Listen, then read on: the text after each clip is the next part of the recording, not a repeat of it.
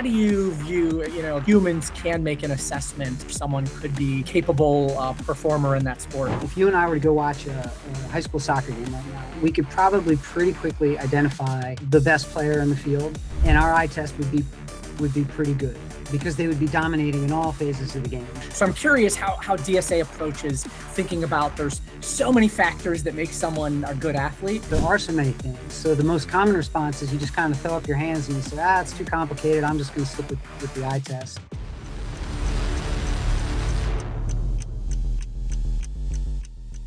Hi, everyone. Welcome back to another episode of X Factor, where we hit on important topics that help youth athletes, as well as youth coaches and college coaches in the development process of youth athletes, and helping them improve their opportunities for future success.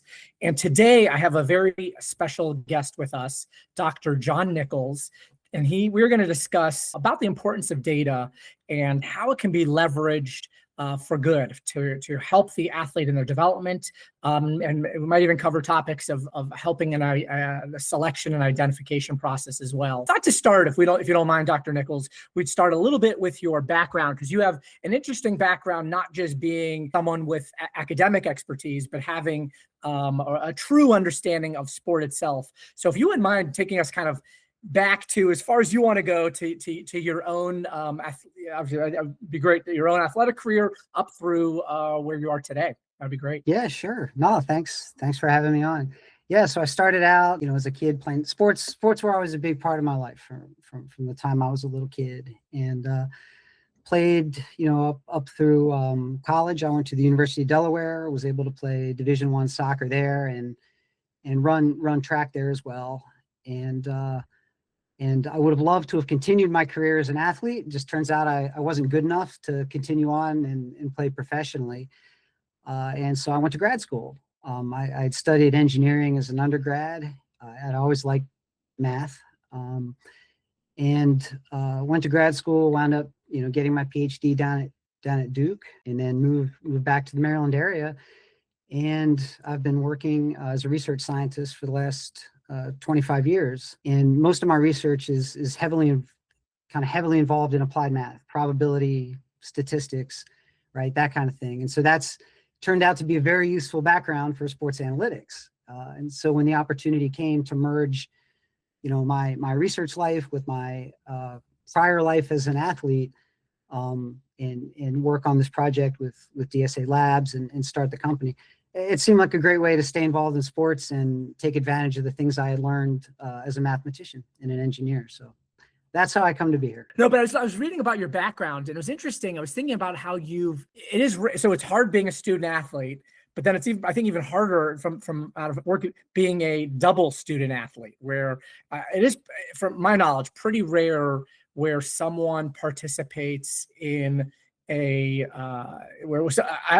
might be one of the rare, doing both track and soccer. I don't know how often I hear that. I definitely hear maybe track and cross country or other where it's in the same sport. I'm curious just how that happened, how that came to be.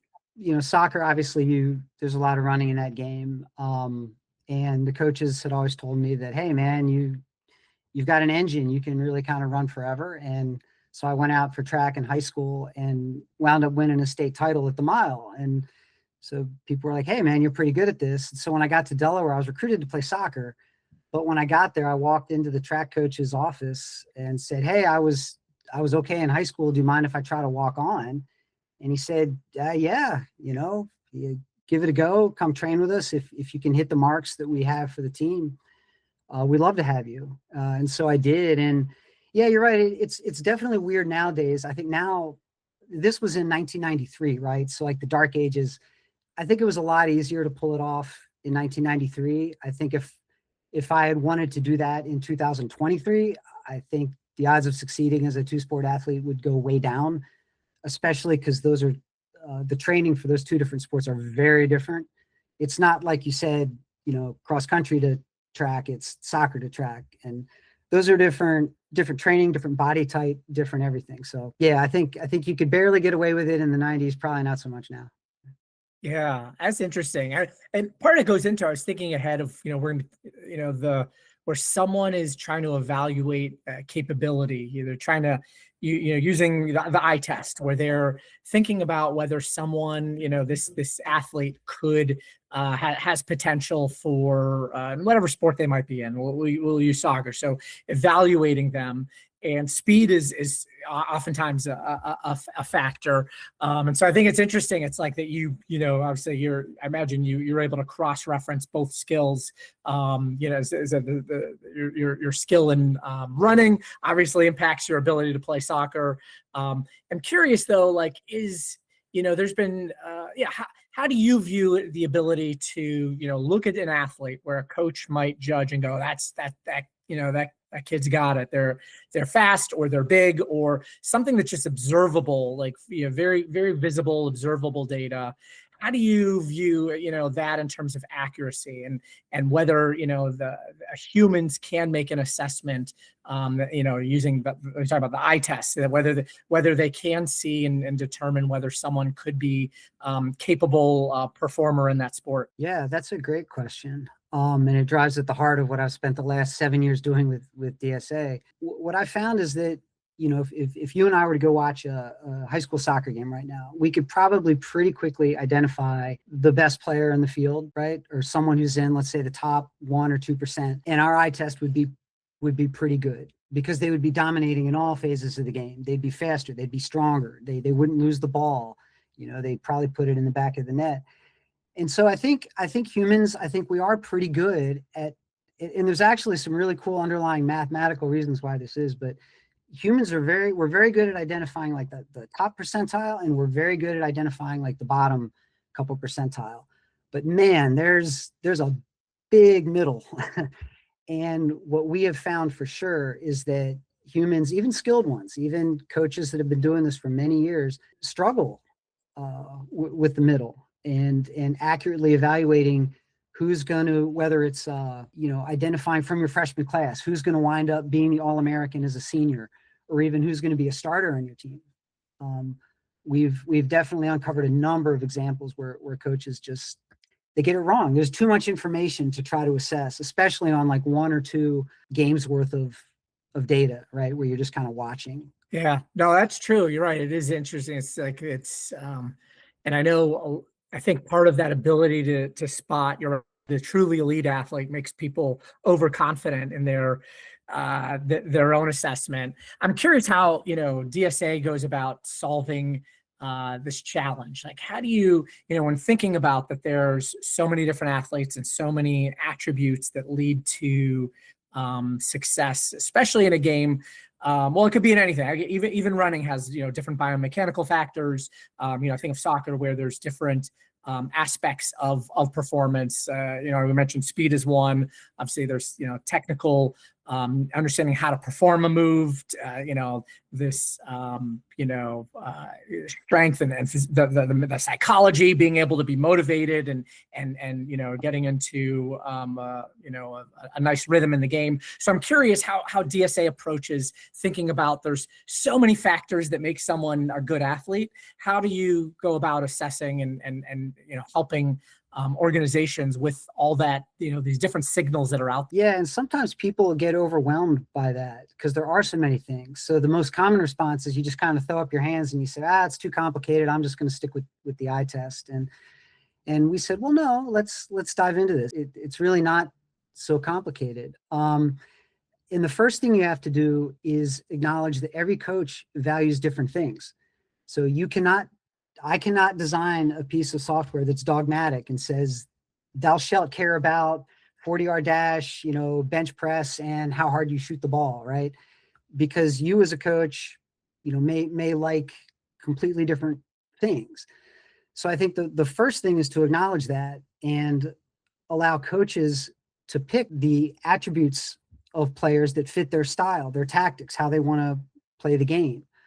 And that's actually the hardest thing to design into a piece of software, into an evaluation system, is that flexibility. So that's the first thing I would say, is you have to be able to do that. And then, you have to give coaches the freedom to basically pick the 5 or 6 things that they care the most about. That would be my recommendation. You can pick as many as you want, as a coach. But in my opinion, you really want to focus on just a handful of things that really define your style and your team. It does. I think it's really interesting. I observed that too. I was actually, I'm going to push on that because I'm curious.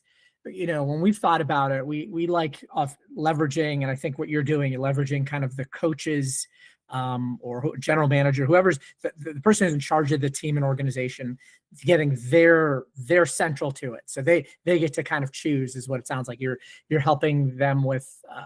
You're empowering them to define their own organizational metrics. I am curious though, because I've always struggled with like, how much should I be instructive in informing them what I believe, what science, what data might show is the most important attributes, versus the nuanced of like, well, for your league or your culture or your, that's more nuanced. How do you, it is interesting. I think it's an interesting conundrum. So I'm curious, your point of view on like how much to be, like you're saying, you're guiding them versus you're listening to them. Yeah, conundrum is that's a very good word for it. What we tend to do and what we have done is, I would say, for the physical data, like wearable data, a lot of teams have, First Beat, Player Maker, Catapult, whatever it is. We have developed some pretty strong opinions on that, where we've gone through and we've, each of those wearables, they give you, as well as I do, hundreds of metrics, right, that they're recording. And so what we do is we look at which subset of those metrics are most predictive of on the field performance. And you can really boil it down to roughly a dozen out of the 100 that are really telling you how that player is most likely, or which players are more likely to positively impact the game. And because physical data, wearable data are so standardized, and they're kind of the same in the way they're recorded across all teams, and it's a little easier to do that with those data, and coaches are a little more accepting of us saying, hey, we've looked at, hundreds of teams with these wearables. These are the 10 things. It's easier to do it with that kind of data as opposed to some of the other kind of data. I'll give you an example. Some of the teams we work with, like one of the professional clubs, they are very interested in how players respond to, for example, mistakes or failures in the field. They look at body language. So they use our system to actually record players' responses to tough situations on the field. Now, there are so few people doing that, looking at the connection between body language and performance, that, I could give you my opinion on how much value there is in recording that. But because there's not a ton of data on it, we haven't developed super strong opinions. So we kind of allow for some of those more subjective metrics where the coach's gut is telling him, hey, I really want to focus on body language, allow the coach to do that. But for maybe some of the more well-defined things like wearables, heart rate, TRIMP, VO2 max, whatever it is, then we push a little harder and say, well, maybe you should focus on these things. So that's, and you're right, it's a gray area. There's no like rigorous criteria I can use to say when we push and when we don't, but that's the line we try to walk. I'm going to go kind of on the total other end of the same spectrum, but is there a useless statistic or a low value statistic that maybe coaches or parents get too enamored by, that maybe, and not say it's not important, just saying it's definitely not as important as they think. Are there any ones that you're like, you've seen where, and I have one, I could share in a different, not in soccer, but I'm curious if you've ever seen that, where there's something that, you just thought people like, it felt like those, it could be an expert, like or a parent who's just like too emphasized a little too heavily. There's a lot of examples I could give you along those lines. I'll just pick one because it came up recently with some of our college teams. There are a couple metrics that the service Y-Scout records. So this is a service, for your listeners that don't know, it's a service that records data for soccer games. In fact, I think it's actually every Division I team at least has Y-Scout collect stats for every single one of their games. So it's a very standardized data set. It's well defined. But there are a couple of stats that they record. One is and it's maybe non-obvious that these wouldn't be all that predictive. One is percentage of completed passes, and the other is actions, where they just go through and they record the number of actions that have been successful for a player versus unsuccessful. And those seem like perfectly reasonable things to record. But if you try to marry those metrics and how a player does in those metrics to their worth, measured in either dollars if they're a pro or NIL value if they're in college, they're really not predictive at all. And so much of it also has to do with the position they play. So I'll give a quick example. If you're a forward, you're paid to take chances, and you're going to engage in more risky scenarios. You're more likely to have an incomplete pass. You're more likely to take a defender 1v1 and lose the ball. That's part of your job description, though.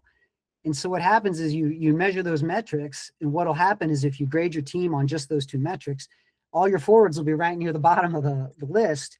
Even your All-American, goal scorer who just got drafted number 1 in the NWSL will be at the bottom. And so you do have to be careful, not only in terms of does the metric have any predictive value, but it's usually position specific as well. So that one's fresh in my head because it's one that just came up for us. That's cool. Yeah, it's really interesting because you're right.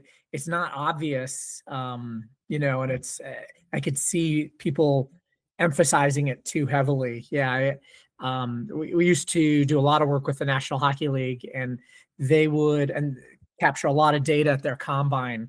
And I remember one that the scouts would like. Even though it's a physical attribute, but so scouts aren't really known for they're good observers, they're expert observers, but like for physical attributes, it's not really their domain of expertise. It'd be probably the strength and conditioning coach would certainly have more stronger expertise, but they really liked looking at how the hand size of the hockey player, and there is relevance. I'm not saying it's uncorrelated, but grip strength is higher correlated than the size of the hand. But they were like, I just want to see, they would ask the players to, after the games to say, let me get outline your hand and measure it. And so it was really fascinating. They would spend a lot of time. So I felt like the effort in that was probably a little excessive. I understood the direction, but I think it's really interesting where you sometimes some measures feel like they're and the physical attributes, there is an emphasis on the physical attributes because those are things that you can measure with either a watch or a ruler, or it's kind of easy to standardize those measurements. I think the most valuable measurements are the ones where you let a coach be creative. If a coach has a strategy of trying to get in behind a back line and wants certain kinds of runs from their forwards, to split defenders, there's no data service that's going to do that for you. Nobody's out there recording that, not Y-Scout, not anybody. And so part of what we did with StatLink was create an environment where you can set up that metric and then measure it. And that gives the coach the freedom to be a little more creative. So if you're a coach and you feel confident that you've identified the 3 things that make a phenomenal forward that no other coach has identified, well, measure it, track it, and see if you're right. That's kind of the beauty of data and of taking a scientific approach to the game, is you can do that. You don't just have to rely on physical metrics, although they're hugely important. They're hugely predictive. One of my missions in life is to say, let's give ourselves more freedom than that. Give ourselves more creativity in what you measure, because there are some coaches that we've worked with that have come up with some very creative measurements that tend to do a very good job of predicting, All-Americans and professionals. So. Yeah, no, that's incredible. Actually, that's what I kind of want to touch on next is a 2-part question. One, when you're thinking about like the clients who are doing it really well, like what is the optimal data setup? And it can, like in terms of type of data and how they synthesize it down. Because I view kind of one of the beauties of DSA Labs is it helps turn data into information. And so like thinking of how this kind of optimal setup for a lead organization. And then the second is more just someone starting out, a team or program is thinking about how to begin their data process, and so like, what's the minimal setup like to get started before they'd even come to DSA Labs? What would be a recommendation? Say, all right, you're just starting. Here's a simple way to start before you get overloaded, before you need DSA. So kind of optimal. So if you don't mind, I'm really curious your thoughts on the optimal approach with someone who's sophisticated, and then kind of newbies. How would you onboard them to begin using data? Boy, I love the question, and I would treat both of them the same way. So coming from the science world, and I think it translates directly to sports. The first thing you want to do is, what am I trying to learn? Like what question do I want data to inform? What decision do I want data to inform? Because that's the whole point of it. And I say that because we've encountered a number of people who, if you're new to the data world, you think, well, I'm going to collect data and then something happens.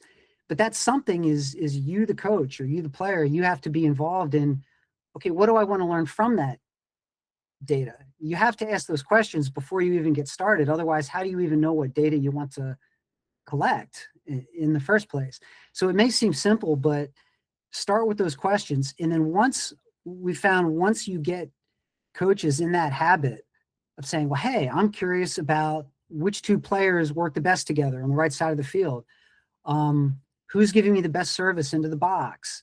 Who's clearing the ball best on defensive headers? Once you get them thinking about things they want to know the answer to, and then you show them how to use the tool with it, whether it's recording game data or whether you're simply recording data in a practice session to measure those things, then you see the light bulb come on and they go, okay. So what we're trying to do is make coaches understand that to be useful, an analytics program has to have the coach involved. And okay, what do you want to learn? Not necessarily, the coach doesn't have to be the one necessarily pushing the button, collecting the data, but they have to be thinking, okay, what do I want to do with this data, right? And once that light bulb goes off, then you're really off to the races. And that's common from our, beginner U12 girls coaches all the way up to coaches who are coaching professionally. Wow. Yeah, no, I like that. And I like having, you said, kind of a goal-oriented way to think about how to orchestrate your data, your information program. I'm going to give a kind of a curveball question. I know we discussed before. I'm curious, looking into the future, far ahead, 10 years. We'll go 10, because I think given how technology is moving, 10 years is very far now. What'll be different? How will data be used? How do you view, prediction modeling working with the speed of whether it's AI or different modeling that's out there, different types of tools that keep, I imagine it sounds like you're on top of all the different technologies coming out, but it feels like a flurry of new innovations that are continually, the pace is excessive. So I'm curious, when you think of like what the future holds, what are you seeing? What do you think is ahead? Yeah, I think from an analysis perspective, well, let me back up. So conceptually, the idea, I think it's always going to be, you're always going to ask those questions and then, okay, what do I need to do to answer those questions? I think I have a lot of colleagues and friends who work in the area of computer vision. And when coupled with like convolutional neural nets, these computer vision models, right, they are powerful. And I think we'll reach a point where the data collection process will certainly get easier. In 10 years, will that be enough time to where you could completely automate even the most obscure measurements? Like telling, like the one team we work with, say, record the body language, good or bad, after every mistake this player makes, right? And tell a camera to figure that. 10 years may be a bit of a stretch, but that is, I think it will eventually get to that point. So I think the data collection process will be aided significantly by technology.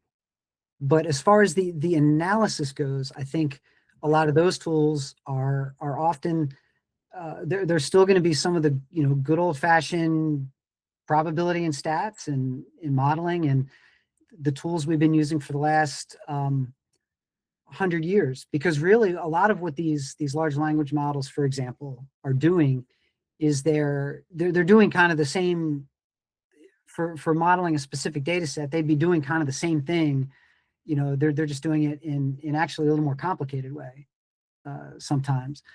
So it'll be a nice blend of the two. My hope for DSA is that the data collection will get simpler, and then couple that with our analysis tools that we have now. I think 10 years it'll be a even more powerful package. Yeah. No, and that's terrific. I can see. I know it's with the innovative work that DSA is doing, and I can tell it's obviously your expertise to guide the decision models and information is going to be fantastic. So wanted to thank you for your time. This is you guys, everyone, audience, you heard it here. How to get better and how to it's setting a goal and then using information to help you achieve that goal.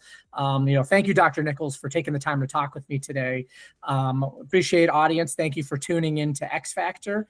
I'm Barry Tarter, and look forward to seeing you all in a future podcast again. Thank you.